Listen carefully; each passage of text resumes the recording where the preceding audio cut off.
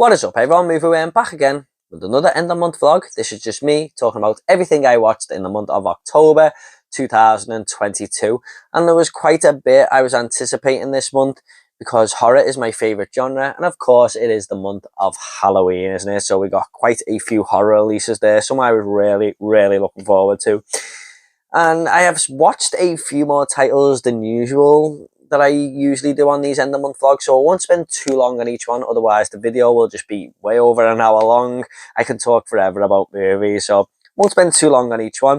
Now I do have my Letterboxd in front of me here. If you want to follow me on there, the description down below will have all the details to follow me on Letterboxd. I will follow you all back, I promise, don't worry about that. So if you want to see what I've been watching, a couple of my lists, my top movies and everything, it's all down there below. What a great app Letterboxd is, and it can just keep you, like a recording of everything you watched. I can't believe us movie fans didn't have this a few years ago, but there you go. So let's just get into it with the first thing that I watched this month, and it was a cinema release. I think it released at the end of September, but I didn't get a chance to watch it until the 1st of October, and that was Smile. Yes, I didn't really have this on my radar too much. I thought, is this going to be another generic horror that they released? But then I started hearing the early reactions and stuff saying it was a great movie. So I kind of tried to keep level-headed going in, but I thought, hang on, this could be a nice surprise for horror fans here, and it was. This is definitely one of my favourite horror movies of the year. So it follows Kevin Bacon's daughter. I think her name's Cerise Bacon, as the main protagonist in this movie, and she's like she's like a doctor, a nurse who deals with mental patients and stuff, and she sees this young girl who's having problems, saying this thing is following her around, smiling at her all the time, and she ends up just smiling at herself and killing herself in front of this main protagonist we've got here in Cerise Bacon. And this curse starts to follow her around, and she's seeing the smile everywhere she goes and stuff. Now, I don't want to talk about it too much because the movie really does grip you with its story, and it's a new release, so I don't want to give away spoilers or anything, but it does follow a lot of concepts from It Follows a little bit there, but it's enough to do its own thing. And I was very invested with this movie all the way to the end. I absolutely loved it. There's a lot of jump scares here, which I'm not usually a fan of, but some of them really did work on me. I mean, I'm a fan of them if they're effective, and some of them were here. Some of them, not quite, but some of them, yeah, really did make me jump. And I remember the girl next to me, she was like, she jumped as well because I jumped. I jumped so hard, and she went, "You made me jump there." My wife next to me couldn't stop laughing. She was trying really hard to be quiet laughing there because I made the other girl jump.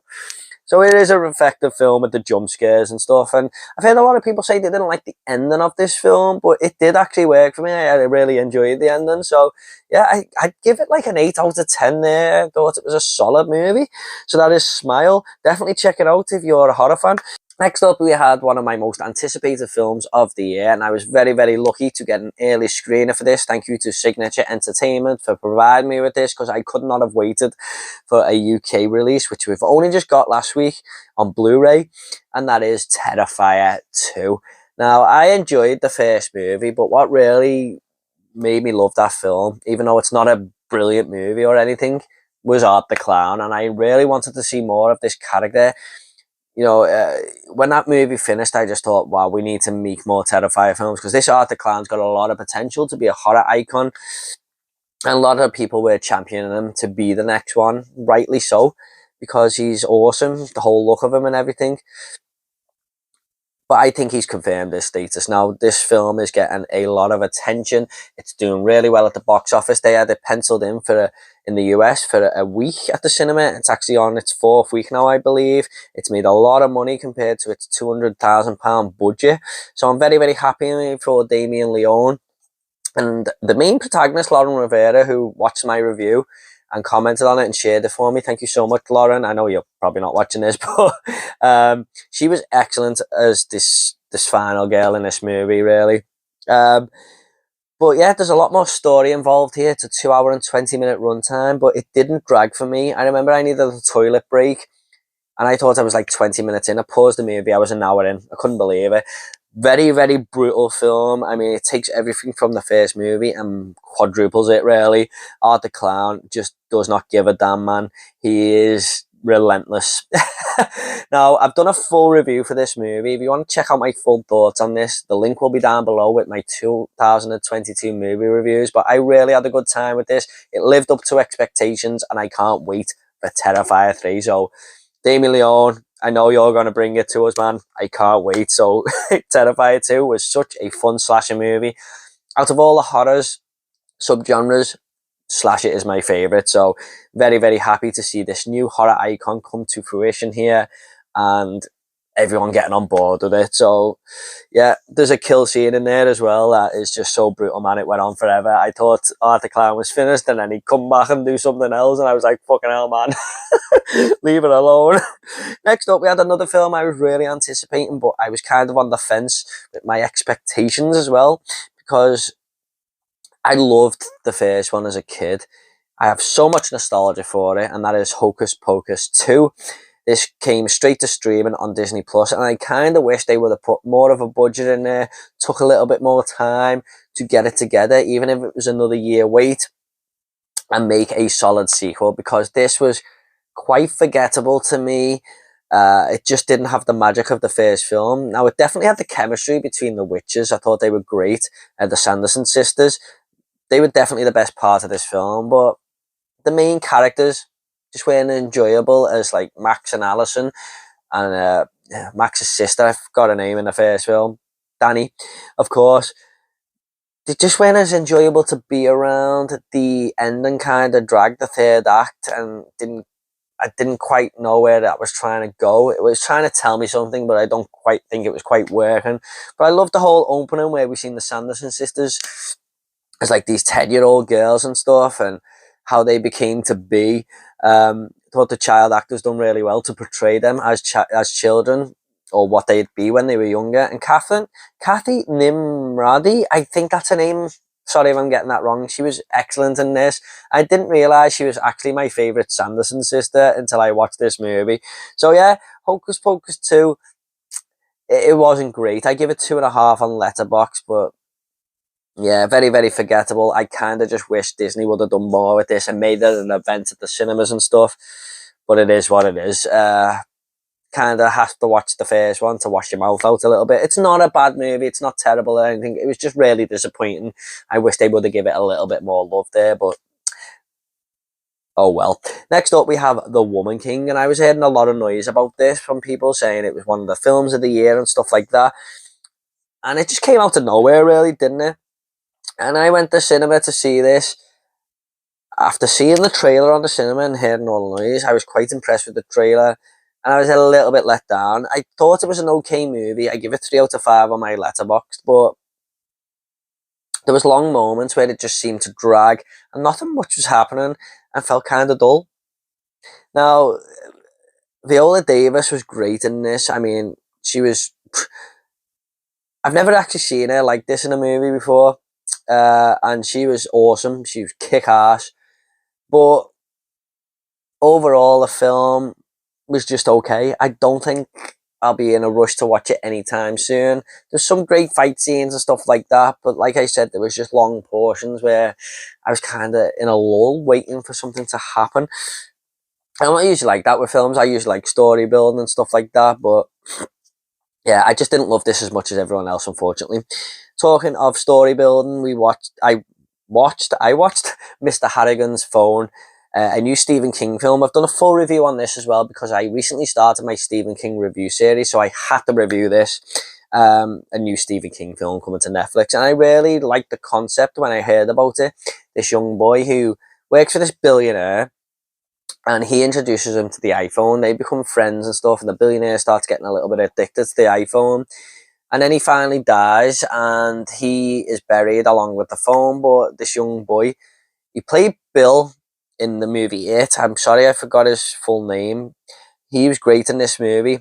And he starts to get these messages from the old man who's died from beyond the grave, really. And wouldn't say this was a full horror movie. It has supernatural elements and there are definitely dark moments, but it's more of a story about friendship, I feel. But I loved the whole build-up.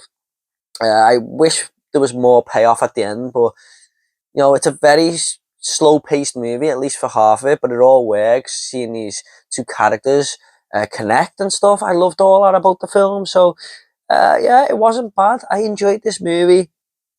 Not a bad Stephen King adaptation at all. And it's from a short story of his, so they turned it into nearly a 2-hour film, but yeah, I haven't read the story, so I don't know the ins and outs. Next up, I watched Hellraiser, which came to Hulu, but it's now on Amazon Prime here in the UK, but you have to pay for it. I've got a whole other rant about UK releases. I might do a video on it because it frustrates the life out of me, and I'm sure many horror fans in the UK who had to wait for this and another film I'm going to talk about in a bit, and another film I'm going to talk about towards more at the end of the video, were frustrated as hell because I don't think these studios realise that we have horror fans here in the UK. But like I said, that's a whole other video. I might do a rant on it because it frustrates the life out of me. But I watched the new Hellraiser. I'm a big fan of the original. I recently watched it last year when I picked up the Arrow box set, and it definitely stood the test of time. It's a classic horror, so I was kind of intrigued to see what they were going to do with this. Jamie Clayton playing Pinhead. There's a lot of talk that, you know, the gender swap and all that, but I was actually up for that because Pinhead is, I think he shapeshifts in the book anyway. I haven't read it, but that's what I've heard. But Pinhead, for me, he's not a great villain anyway, and he's always killed off very quickly in the movies, so a whole new shape of a Pinhead was actually going to work for me, and I think she'd done a good job, to be honest. Definitely the best out of all the Cenobite characters, but this basically follows this young girl who's recovering drug addict, and she finds the puzzle box, and her life starts to go into a dark descent, really. I liked what they'd done. It felt very, very dark, a little bit of a twist, and they can take it further in future. So I hope we get more sequels, along with a bloody Blu-ray UK Blu-ray release, please. Can we have this on physical media? Horror fans love physical media. If you remember all the VHSs back in the day, you know, just the VHS shops, rental stores just filled with horror. So I would love to have this on 4K, along with the movie Prey, please.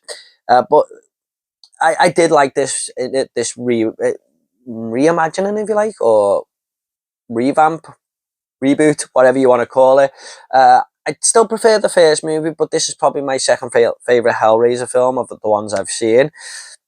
A film with two halves, really. The second half takes place mostly in the one location and stuff like that. The Cenobite designs weren't great, apart from Pinhead. I wish they would have been done a little bit better. But it was a fine movie, a good horror film for the year, and what a year for horror it's been. Speaking of another horror, this is more light-hearted, and I watched Werewolf by Night from Marvel Studios.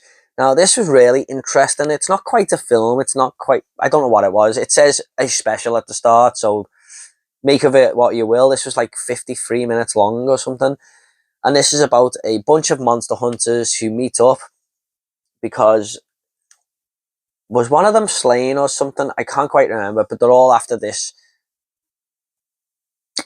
I can't quite, like monument or something. I can't quite explain what it is. And they sort of have to go to a competition, and the winner will win this amulet or whatever the hell it was. I can't quite remember, but yeah, it's like a little competition between them all, who can, and the winner will grab this prize. I thought this was really well done. It was like the Universal Monster style, and Marvel done a good job of capturing that era, really. It was all black and white and stuff, great characters. I enjoyed this. I didn't love it or anything, but it was definitely an interesting piece from Marvel. Now, I don't know if Marvel are going to start going down horror routes here, because Doctor Strange in the Multiverse of Madness sort of teased that a little bit. And we're also getting Blade. I don't know, Morbius is coming into the MCU or whatever, but that's all vampire stuff. And maybe this is playing a part or linking it all together. I don't know. But I kind of hope they do, but we'll have to wait and see. Make of that what you will. But I enjoy this. It's definitely worth your time. It's a fun 50 odd minutes to pass by. Yeah, definitely worth a go. Next up, I rewatched Halloween Kills because I've been watching the entire Halloween franchise and reviewing every single movie on this channel. So if you want to check out my Halloween playlist with all the reviews for every single film, I'm quite proud of this achievement because there's 13 movies now, I believe, and an entire ranking of each film. That'll be in the description down below with my 2022 movie reviews and my Letterboxd details. I didn't love this film when I first watched it last year. I was kind of disappointed after 2018 was a decent movie. But it did grow on me a little bit this time. I appreciated it a little bit more. But there is a lot of gaping problems with this movie. The dialogue is terrible. The character, played by Anthony Michael Hall of Tommy Doyle, is horrendous. He is the worst character in the entire Halloween franchise. And this is a franchise that's got Tina in Halloween 5 and Busta Rhymes in Resurrection. Yes, I would actually say he's worse than them characters. He just brings the movie down a lot. A lot of people get hurt and stuff because of him. He's just an awful character. The biggest negative about that film, easily.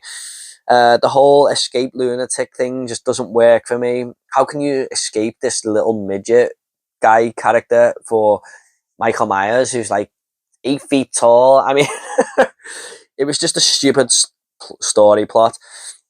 But Michael Myers is great in this movie. He's brutal as hell. There's some great kills. And the whole 78 going back to that fateful night from the original was great. So well done. Cinematography was awesome. Cinematography is good in the whole film, by the way. And bringing back Donald Pleasance like that was just amazing. I couldn't believe the makeup design. It was even better this time round. Because I was trying to work out the first time, was that CGI or not? And when you see it's another actor and stuff in the role, he looks so perfect. But it's just a filler movie for me. From the start of this film to the end, we are nowhere. We are in the same position. Michael Myers is alive. And when the end of the movie, he's alive again. It's just a nothing film. And you can definitely tell that this is a film that's been filmed back to back with Halloween Ends, which I'm going to talk about in a minute. Sorry, my laptop just went off something there, but there we go. We're back now. So that is Halloween Kills. Enjoyed it a little bit more, but it's still got a lot of problems. It's not a bad movie, though. You can have a good time with Halloween Kills. It's a really fun franchise. I'm going to miss Michael Myers. I am. But more on him in a minute. Next up, I watched Deadstream, which was a Shudder original. And this is a found footage film about this disgraced YouTuber who wants to win back all his followers and subscribers and his views. So he decides to spend the night, I can't remember if it's actually on Halloween, in a haunted house and live streaming the event. He's got a head cam, he's got a laptop set up with people voting on what he can do and stuff like that. It is a very, very well directed film. I think the guy who stars in this might have directed it. It would make sense because he's behind the camera constantly. I think he did. Yeah, it was so well done. It really was. Found footage, when done right, can be really effective. And this is more of a horror comedy. There's a lot of laughs involved in this movie and stuff. But he locks himself in the house anyway, and you can kind of guess what's happening. Strange things start to happen. And there's people, I love the comments in these films when people are live streaming found footage films, like people writing that's so fake and stuff. That's just the internet all over, isn't it? It makes fun of internet culture, basically, or social media, or whatever you want to call it. The only problem for me was the main character. Now, I've heard a few people say he's a little bit annoying and grates on you a little bit, and I do agree with that. Unfortunately, it's like he's trying too hard to be funny and stuff because he's screaming constantly and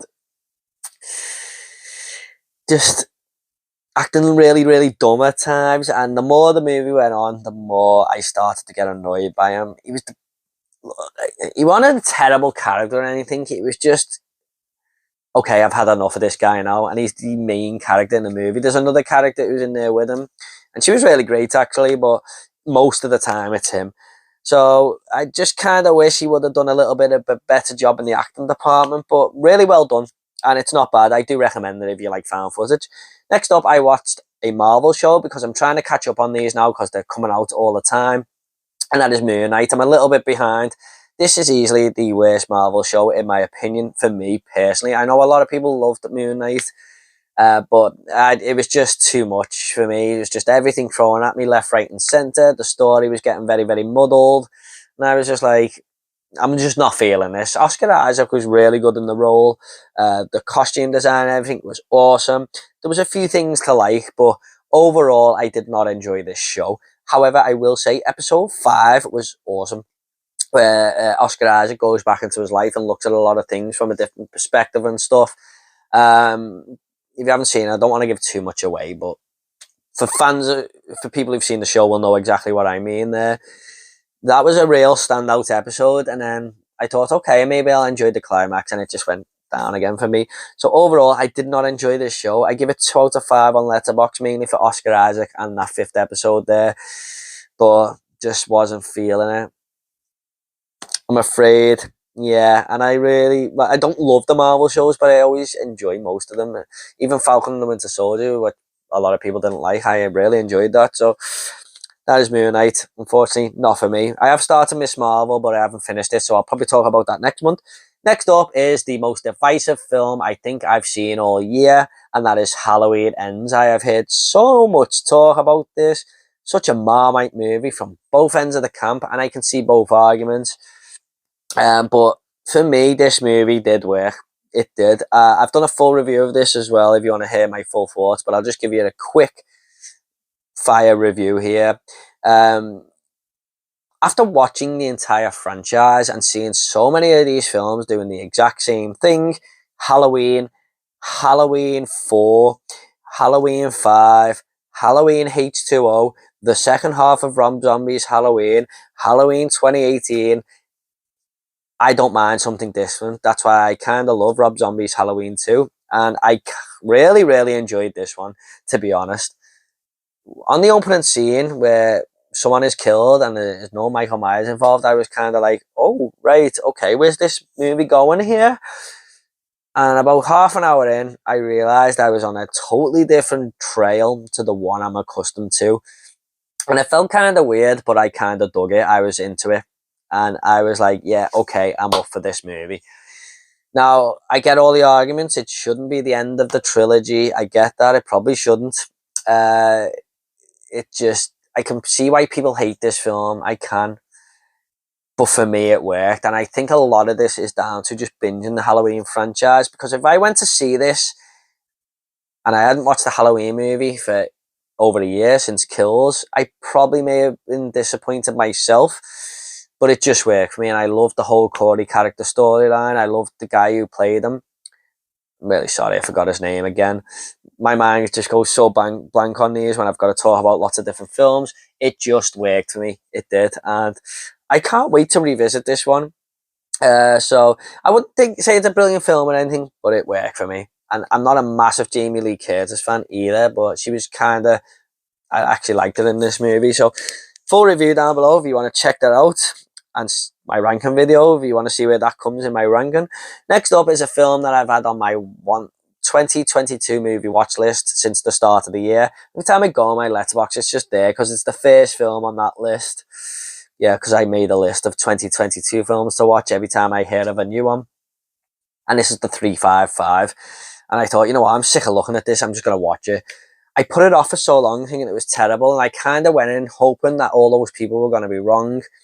And I got a little bit of enjoyment out of it, more than I expected, but overall this is not a very good film. It's very, very generic action movie, and I've seen it all before. Yeah, it felt like a movie that should come out in like 2008 or something. You know, where these generic action movies are coming out all the time. I thought Jessica Chastain was okay in this, along with Penelope Cruz. The chemistry between the main girls was okay. But some good action scenes, half interesting story, but overall, nothing great. They've got to stop this device that can just basically do what it wants. I mean, this device can just bring planes down. It can blow any building up at once as long as it's got like the technology connected in there. Basically, if you have this device and it gets in the wrong hands, World War III could easily start. And they've got to stop it. That's it, basically. And it's 2 hours long, and the last half an hour, I was like, oh, this movie is dragging, man. So I don't recommend it really, but there is a little bit of fun to be had, I suppose. Next up, I watched The Curse of Bridge Hollow. This was the new Netflix Halloween-themed movie. I think they done Hubie Halloween a couple of years ago, and this year it was The Curse of Bridge Hollow. This isn't a great film, but it's an enjoyable one. I mean, there's so many things wrong with it. It feels very, very cheap at times. This is basically about, I think it's Marlon Wayans, was it? Marlon Wayans, shorty off Scary Movie. He moves to Bridge Hollow with his family, and it's the young girl off Stranger Things as well. I forgot her name in Stranger Things, but she's the one who's always calling everyone nerds. She's a really cool character, actually. They move to Bridge Hollow, and it's Halloween, and a curse gets out in the town, and all the Halloween decorations come to life and start attacking people. And it is a fun concept, but like I said, very, very cheaply made. Do you know them Christmas movies that Netflix bring out every year, and they bring like 5 of them out, but they're so low budget and stuff? That's what this felt like, but a Halloween film. So there you go. I actually thought it was funny though that Kelly Rowland was like this vegan in this, and she's making all this vegan food, and I'm a vegetarian myself, so you know, I still found it really, really funny though. And she's making all this vegan food for the town, and they're all coming to eat it, and they're all just like spitting it out and stuff right in front of her face because it tastes so damn terrible. I thought they were kind of shoehorning in the vegan stuff, but they actually make fun of it. But you know, I could laugh at it. I thought it was quite funny. But yeah, Curse of Bridge Hollow, it was okay. Nothing special. Maybe the time has passed to watch that now because Halloween has come and gone, hasn't it? But if you want a little bit of mindless fun, it's worth a go. Next up, I watched a new Dario Argento film called Dark Glasses. I have had this on my watch list since the start. I think it came out in Italy about February or something, or March. And ever since I seen that poster, I was like, I gotta watch that film. This is my favourite movie poster of the year, I think, along with something else I'm going to talk about in a second. I'll try and remember to bring it up when I get to the movie. But this movie poster, man, I was like, I gotta watch this. And then the fact that I had Dario Argento on, I thought, yeah, gotta give this a go after enjoying Deep Red, which I watched for the first time this year. And this basically follows this prostitute who has been targeted by a killer. He's going around killing prostitutes. Typical Dario Argento stuff, murder mystery. And you got to kind of guess who it is, basically. Now, it had all the giallo feels. It had all the Dario Argento classic directional traits and stuff with the music and where he points the camera. And it was good to see. It felt like a very 70s style in a 2020s movie, really. But this woman is blind, and she gets involved in an accident because of this killer with this young boy's family. And the family die, and this young boy, he comes to live with her, and they work together to try and track this killer. Now, you do find out quite early on in the third act who this killer is. I kind of wish they would have waited till the end. And it was a little bit predictable, actually, at times. Or you could easily guess who this killer was anyway. But overall, not a bad film. I enjoyed it, and it's only 125 minutes 85 minutes long, but it's actually only 80 minutes long because the credits are like 5 minutes. You can fly through this film, and it's definitely got to be the shortest Dario Argento film. I'm not an expert or anything, but it's got to be. It's got to be. But I enjoyed it, and that was on Shudder. Next up, I watched alongside Terrifier 2. After seeing the trailer for this, was my most anticipated film for the rest of the year, and that is Pearl. We finally got it. Another UK movie that we got very, very late. Again, I ran for another video, but after I loved X, and X is one of my favourite films of the entire year. I just thought it was a refreshing take on horror. Loved the way it was done by Ty West and stuff. Mia Goth was excellent. So I was really anticipating this prequel, and I really enjoyed it. Now, I don't think it's as good as X, but it's a really, really strong movie to connect that film to this one, seeing the character of Pearl and how her murderous ways came to fruition. But Mia Goth is just awesome in this film. I'm not just saying this, it's one of the best performances of the year. Top 5 easily. She is top 5 easily in this film. You just can't take your eyes off her. She's got this unique look and commanding screen presence, and you're kind of on edge with her at times. You kind of don't know what she's gonna do, but it was just an awesome film. It was kind of condensed. There was only like 4 or 5 main characters all the time, and it was really small, focused on this farm. Like, that was the main focus. But I really enjoyed it, and there was a scene involving her with an axe, and the way it was directed by Ty West, it was just awesome. Sent shivers down my spine a little bit there, but I really, really enjoyed this, and I can't wait for Maxine, and that's going to be an awesome little trilogy. I really have high hopes for Maxine. I mean, I think he's going to do a good job. He's hit 2 real great movies here, so I'm sure he'll do a good job of the third. The end credit scene of Pearl was one of my favourite movie moments of the year. I won't tell you what it is, just watch it. Man, I couldn't take my eyes off it. I was like, wow, that's amazing. Next up is another horror film called Speak No Evil, another Shudder release. And I can't quite remember sitting through a film feeling this uncomfortable. This is about a family who meet another family in Italy, and they become friends, and one of the families, when they go home, send them a postcard and say, come and stay with us if you want in the countryside. We had such a fun time. So this family decided to go and stay with them, and they seem very, very normal at first and stuff, but then slowly but surely things start to get a little bit awkward. The family start to not like being around the other family for many, many reasons. And as this goes on, it just kind of gets worse and worse. And I'm like, oh my God, please just get out this fucking house and go home. Forget this family. Forget you ever knew them and just go home. It's a very, very awkward watch. I had my t-shirt over my head there, just wincing at what could happen. It's such a cringe fest at times, but in a good way. I really do recommend this film. I was gonna give it 4 out of 5 on my Letterboxd, but a few character decisions definitely bring the movie down, especially towards the end, but also in the middle of the movie as well. I kind of just wish they worked on the characters a little bit more to be a little bit stronger at times or make better decisions. But overall, this was a good watch and one of the best horrors of the year for me, and that is Speak No Evil. So yeah, definitely recommend that one. Next up is a film I watched just by the title alone. I knew I had to see it, and that is Bitch Ass. Yes. Now, this is about a young kid who's bullied, and when he's older, I'm sorry if you can hear some background noise there. I'm sorry about that, but anyway. This is about a young boy who was bullied at school, and he wants to take revenge on these characters later on in life, and he's obsessed with board games and stuff. So he decides to set up this saw trap style house, and the only way they can get out of it is if they win these board games.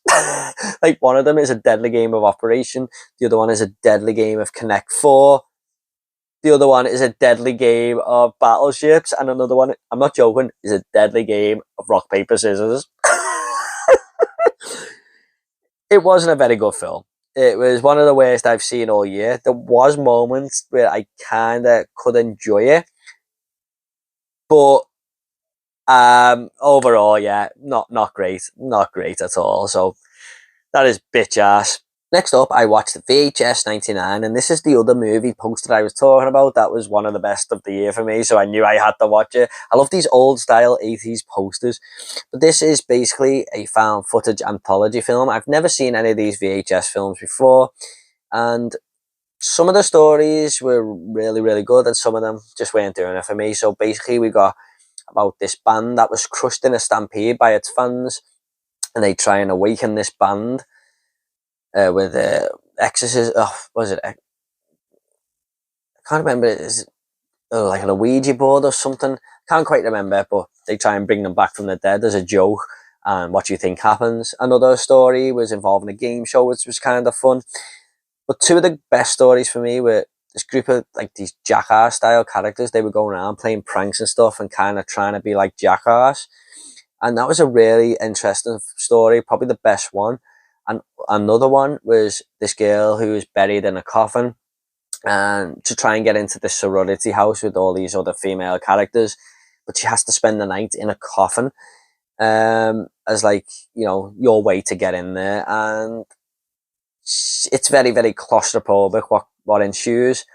Another one was where they travel to hell, and it was more of a theatre type deal. It felt like a theatre show instead of a film, and that guy from Deadstream was in it.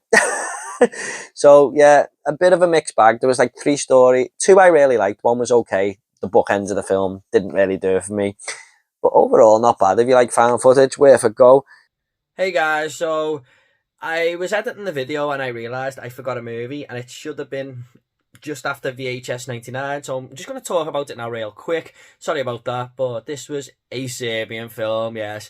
Labelled by some as the most disturbing film of all time, and I just knew I had to see it, to see what the fuss was about, basically. There was some very distressing things in this film, but this is basically about a retired porn star called Milos, and he gets called back to do one last film, but he's not allowed to know what it is. And he signs up this contract for lots of money to look after him and his family for the rest of his life. Basically, it's that much money, but he's not allowed to know what it is. Now, I'm not going to get into what it is, but there's some things on this that I just don't want to see ever again. It might have contained the worst moment. In fact, it did contain the worst moment in movie history that I have personally seen. I've got a full review for this coming on the channel because I started a shocker movie review series, which I'll leave the link for down below, and this is going to be my next review in that series. So that'll be coming to the channel shortly, where I'll go into a bit more detail about the film. But overall, I don't recommend it. I mean, it's a surprisingly good production value for a shocker movie. I don't think it was terrible or anything, but I don't recommend it just for the content and the subject matter. It's just, yeah, pretty shocking stuff, basically. So that is a Serbian film. So back to the video now. Next up, I watched a Netflix TV show called The Watcher. My friends were telling me about this. My wife's friends were telling her about it. And we thought, you know what, it's only 7 episodes. We just give it a go. And I was really, really invested in this show. A lot of people were saying they were let down by the ending, and I even seen an article saying it's the worst ending to a TV show ever. It was not a great final episode, but all I'm going to say is watch Game of Thrones Season 8, the final episode of that. It was fucking 10 times worse than this. And I do like Season 8 of Game of Thrones, by the way, just not the last episode. But I kind of did want more from the outcome, I did. But I don't think it was a terrible finale or anything, but I was very invested in this show. Very, very well acted, always mysterious. You're always trying to guess what's going on. But basically, it's about this family who move into this multi-million-pound house, like this $3 million house. And it's a beautiful home. But they keep getting letters, like threatening letters from this guy calling himself the Watcher. And they sort of are being forced out the house, but they don't want to leave, but they're feeling threatened. And the whole community are kind of weird. They don't get on with the neighbours and stuff. So I do think this is worth a watch. I had a great time with it. Naomi Watts is in this, but the guy who plays the husband, I really forgot his name. I've seen him in a few things, though. He was great. Really loved his character. That is The Watcher. Next up is going to be my new release of the month, and that is The Banshees of Inisherin, starring Colin Farrell and... My mind has gone blank. For God's sake. Brendan Gleeson. I knew I'd get it. And Brendan Gleeson, basically they live on this deserted island. There's only like 50 people who live there or something like that. There's one pub, one shop. And Brendan Gleeson is friends with Colin Farrell, and Colin Farrell wants him to go to the pub. They go to the pub every day. And Brendan Gleeson's character just kind of blanks him. So Colin Farrell just says, oh, he must meet me there. Goes to the pub, and Brendan Gleeson says, go and sit somewhere else. So Colin Farrell's scratching his head, and he's like, what's wrong? And he went, I just don't want to be your friend no more. And basically that's the story. Now, this was kind of bleak and depressing because of the location, but it's meant to be that way. And Colin Farrell and Brendan Gleeson had great chemistry, even though they're enemies in this. Loved the dialogue, really funny moments, very, very well acted. And I had some laugh out moments in the cinema along with the crowd I was in there with. I went with my friend Jamie. He didn't like this film at all, but I really did like it, and it's in my top 10 of the year. However, I just want to say Barry Keoghan, who is an absolute tremendous actor who's going to win an Oscar one day, mark my words. If you're a better man, get on it now. He was tremendous and absolutely stole the show. I thought he was awesome in this movie. So, yeah, Banshees of Inisherin, very, very unique film. Something I've never seen before, and I really, really enjoyed it. I did. I had a great time. Next up is Barbarian, the third movie I'm talking about here, where we got a late release in the UK, but what can you do? That's the movie industry. If they want to push people to piracy because they can't wait and the spoilers all online, that's their fault, isn't it? I'm not condoning piracy or anything like that, but that's what people do. I just can't get my head around why they won't release it on the same day. But I watched Barbarian. I've seen a lot of 5-star reviews for this and stuff. So I was going in thinking this is going to be a great horror. No, I tried to manage my expectations like always, but I was up for this one. And this is basically about this girl who's in her 20s, and she books a B&B. When she gets there, Bill Skarsgård's character's in the house, and he said, "Oh, I've booked it as well, so there must be a mess up with the booking." So they sort of just come to a agreement that she can stay the night and they'll sort it in the morning. But there's something more to this house than meets the eye. Now, I don't want to spend any more time talking about the story because I don't want to give anything away. There is a lot of mysterious things happening, a lot of directions that he wants you to look in. Kind of, he'll send you one way and then go the other and stuff like that. The story construction was great. There was a moment in this as well, which was probably the scariest movie moment of the year for me, involving this character going down some stairs. That's all I'm going to say. But my wife had fell asleep, and I was like, "Fuck, am I watching this on my own?" And I'm not really easily scared with movies, but it done the job there. But overall, I was kind of disappointed. It had such a strong start. The first hump and a half an hour was awesome. I was fully invested, and then when the whole reveal and whatever it is, I was just kind of like, but it had a good ending as well. So overall, I give this 3 out of 5 on my Letterboxd. It is an enjoyable film. It's good enough to watch. If you're a horror fan, I definitely recommend it. And I'm going to rewatch it at some point because I do think it was trying to be something a little bit different, and I don't think it quite hit the mark for me, but I do require a rewatch, I think, on this one. So that is Barbarian. What a year for horror. I know that's not one of the best ones, but there's just been so many horror movies this year. I'm over the moon with it. Please let it continue next year. And next up, I watched the latest superhero movie, Black Adam. I wasn't really expecting anything from this, and I was pleasantly surprised with this movie. A lot of people have been saying it's a very generic 2000s film. Now, I agree with half of that. It does feel generic at times, but I don't think it's a 2000s comic book movie because the special effects are unbelievable in this. I thought everything visually looked stunning. The Rock was a good character, actually. I just thought he was going to be The Rock, and he is at times, but he's a little bit more of a, I wouldn't say sinister is the word, but a darker character than he usually plays in most movies. He's a very family-friendly actor, but I really liked him in this film. Black Adam is an awesome superhero. The only problem is it had a good story to start with, and then it just tries one too many things, especially in the third act. And I was like, okay, that's happening now, that's happening. Okay, I was just going to keep up with that one while I learn about this new thing that's happening. There's a lot thrown at you towards the end of the film, but bunch of good characters in this. I can't quite remember what they called. Is it the Justice Squad or something? They were all great characters as well. Enjoyed this film. There's some funny moments. It was a decent movie, yeah. That is Black Adam, another film I give 3 out of 5 to. Now, next up is the only Blu-ray I watched this month. I'm sorry, I'm going to try and watch more Blu-rays next month because my list is piled up. There was just a lot of new releases this month. And this is going to be my older pick of the month, and that is Fright Night, the remake. I wasn't expecting anything from this. I thought it was going to be terrible. But it was actually a pleasantly decent horror movie. It follows the very same story path in a totally different looking neighborhood, might I add. This is more of a cleanest suburb and up to scratch new neighborhood.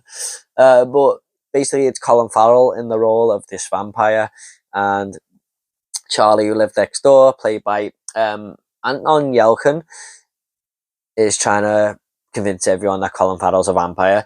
Now, Anton Yelchin sadly died now, and it was really sad watching him in the role because I thought he was quite good in this.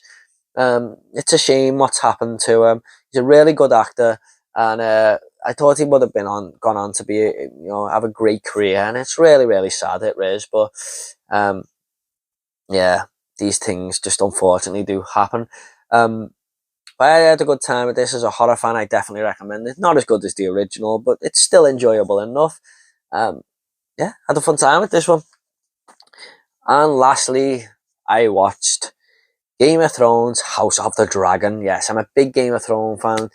Apart from that last episode of season 8, like I said. But if Game of Thrones is a 10 out of 10 show, this is more of an 8. It's solid. That's what I'm going to say. I remember watching the first episode and went, fucking hell, man, Game of Thrones is back here. It is a very, very solid series. Now, it caught me off guard a little bit because there is some time jumps between episodes. I'm talking years. So that was a little bit hard to get used to. But in the end, I think it definitely works for the show. Matt Smith is awesome in this as Damien. And Paddy Considine as King Targaryen was just fantastic. What an actor he is. You haven't seen Dead Man's Shoes, fucking get on that movie.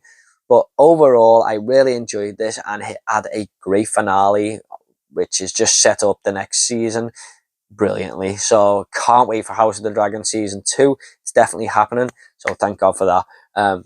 Good to have Game of Thrones back, even if it is not up to the standard of the original show. But I do feel like this second season, it will be. It's just all set up, it is. But had a great time with House of the Dragon. 3 TV series I've watched this month. And that is it, everyone. That is everything I've watched in the month of October. So let me know what you thought of these TV shows, these movies down below in the comments. I'll try and get back to you all, I promise. What was your favourite thing that you watched this month? Did you watch any of these? Is there anything on the radar I should watch in November? Let me know.